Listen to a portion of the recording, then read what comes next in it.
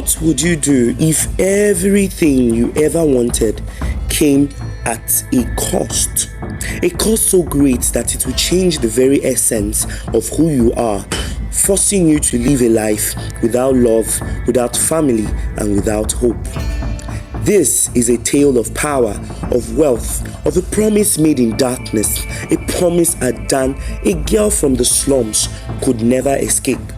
Her journey began when she was nothing more than a shadow in the bustling city of Onitsha, Anambra State. What followed was not just a tale of riches and successes, but one of sacrifice, loneliness, and a curse that could never, ever be undone. Adan's life started with the most painful kind of poverty.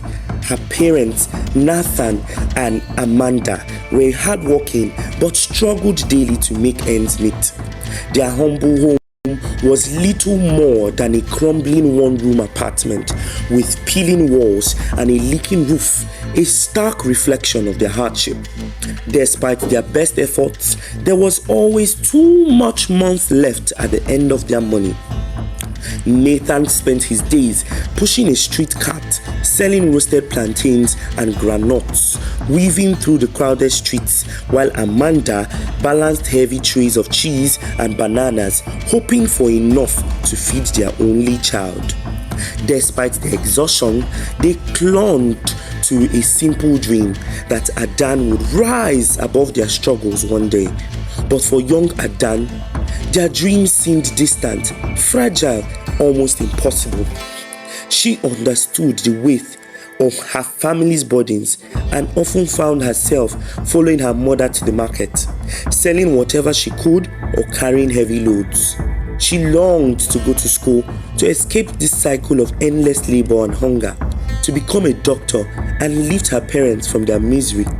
But as days blurred into years, that dream seemed more unattainable than ever. One evening, as Nathan and Amanda returned home after a long day, disaster struck. The screeching sound of tires, a deafening crash, and the hurried footsteps of a panicked neighbor rushing to her door were the last things Adan heard. "Adan, your parents have been in an accident. They're at the hospital." The words hit her like a slap, and in an instant, her world changed forever. Barefoot, she ran to the hospital, her heart pounding with dread, only to find her parents lying on stretchers, bruised and broken. The doctors, cold and indifferent, told her that they couldn't proceed with the surgeries without an upfront payment. Desperate, Adan begged for money, running from one neighbor to another, from shop owners to strangers, but there was no one to help. In the end, the harsh truth of life without resources set in. The surgeries never happened, and 2 weeks later, both of her parents passed away. Alone in the world with no one to turn to, Adan's life grew even more brutal. Her landlord kicked her out of the tiny apartment, unable to pay the rent. She was forced to sleep on the market stalls, under the bridges, always hungry, constantly searching for leftover scraps. She did whatever she could to survive, selling fruits on the street, working as a housemaid. The world was a cruel place, and people's kindness was often a rare and fleeting thing. Some employers exploited her, worked her long hours, and paid her next to nothing, while others were kind enough to offer her a little food. Still, there was no escape. Then came Madam Kechi, her employer, who was both a curse and a blessing. Kechi was cruel, demanding, and often delayed her pay, making Adan's already difficult life unbearable. One evening, after another grueling day of work, Adan sat in the kitchen, tears streaming down her face. "God, is this my life?" she whispered. It felt like the weight of her entire existence was bearing down on her, but still, her determination to survive burned brightly within her. Years passed in a haze of hardship, hunger, and loneliness. Adan's dreams of a better life became as distant as the stars. But then, fate, sometimes cruel and sometimes kind, decided to intervene. One evening, sitting beneath a bridge and staring at the distant lights of the city, Adan's tears flowed freely. That's when she heard the engine of a sleek black car, the kind she would only see in magazines. Out stepped a woman dressed in expensive clothes, her aura radiating power. It was Ifeoma, Adan's childhood friend, now unrecognizable. Ifeoma, once as poor as Adan, had risen to unimaginable wealth. Adan, is that really you? She said, her eyes gleaming with recognition. The two exchanged glances, hugs, and stories, and Ifeoma shared a secret that would change Adan's life forever. I found a way out, Ifeoma said. You can too, but only if you're willing to risk everything. The invitation was tantalizing. Ifeoma introduced her to a powerful and mysterious group, one that could give her all the wealth and success she had ever dreamed of. All she had to do was agree to their terms. Adan, desperate for a way out of her misery, agreed.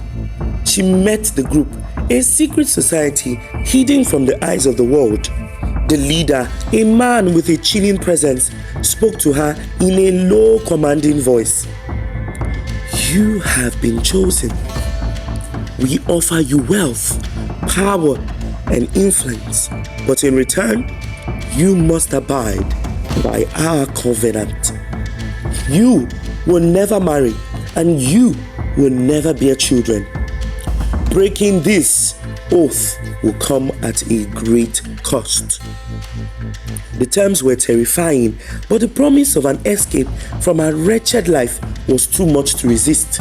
Adan signed the contract, and just like that, her world changed.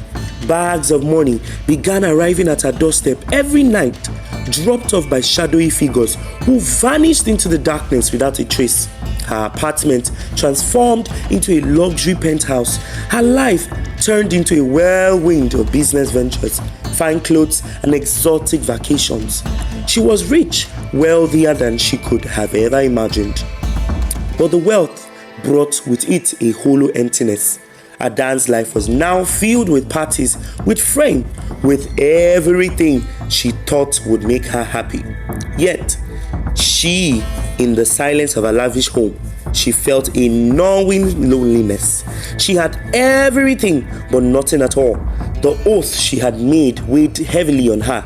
She was forbidden to marry, forbidden to have children, forbidden to love. The promise of wealth had come at a great cost she could not undo. Her closest friend, Ifeoma, watched from the sidelines as Adan began to question her choices. You have everything, Adan.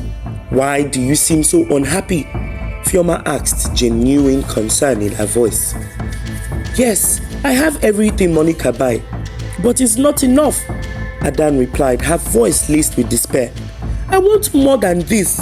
I want love. I want a family. I want children. Adan's growing discontent led her to test the boundaries of the covenant. She began a relationship with Emeka, a charming entrepreneur she met at a gala. For the first time, she allowed herself to believe in love, but the happiness was short-lived. Just days after their first night together, Emeka fell ill, gravely ill. No one could explain it. Doctors were baffled. After a week in the hospital, he passed away. Adan was left heartbroken, but deep down she knew it was no coincidence. She had broken the oath. Grief-stricken, but unwilling to give up her love, Adan tried again with Check, a promising lawyer. This time, she convinced herself that maybe, just maybe, the curse had been a coincidence. But it wasn't. Check fell ill as well. Doctors couldn't diagnose him, and despite desperate attempts to save him, he died a slow, agonizing death. 2 relationships down, 2 men dead. The guilt weighed heavily on Adan's soul, but she refused to stop searching for love. Could she ever escape the curse that haunted her? Desperation led Adan to seek deliverance through religion. She visited countless churches, fasting, praying, hoping that somehow, somewhere, someone could lift the curse. Yet, no matter how many times she prayed or how hard she tried, the curse persisted. Then, a prophetess revealed the unthinkable. "Your wealth is tied to blood," she said. "To break the curse, you must renounce everything you have gained." The thought of losing her wealth, the very thing that had given her security, was terrifying. But could she continue living a life without love, without family, without children? Could she bear the weight of all the lives lost because of her choices? Adan's journey led her to Obinna, a kind and selfless man who was willing to love her despite the curse. Their love grew stronger with each passing day, and together they sought a powerful traditional priest who could help them break the curse. The journey was long and difficult, but the couple was determined. The priest's ritual was grueling and required them to make tremendous sacrifices, including Adan surrendering the wealth she had gained. The final step of the ritual would require them to give up everything. Adan's heart broke as she sold her luxurious properties and businesses, donating the proceeds to orphanages, schools, and hospitals. It was a painful sacrifice, but one she had to make to be free from the curse.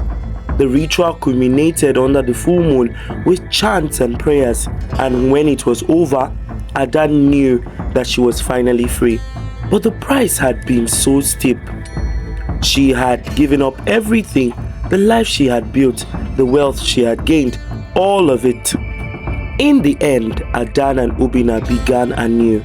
They had nothing but each other and their love, but that, in the end, was all they needed.